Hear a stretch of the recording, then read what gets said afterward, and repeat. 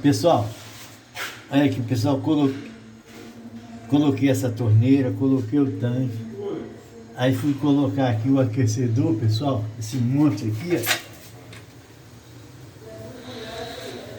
Aí, ó, fui fazer um buraquinho, meti a máquina furada, furou ele aqui, ó, na curva, velho. Aí achei muito difícil de vedar isso aqui, aí fui e refiz tudo novinho aqui, ó, pessoal.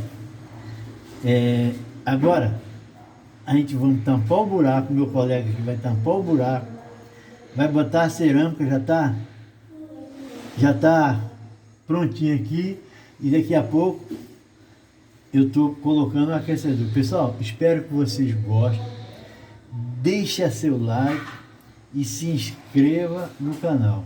Pessoal, até breve, até outro vídeo.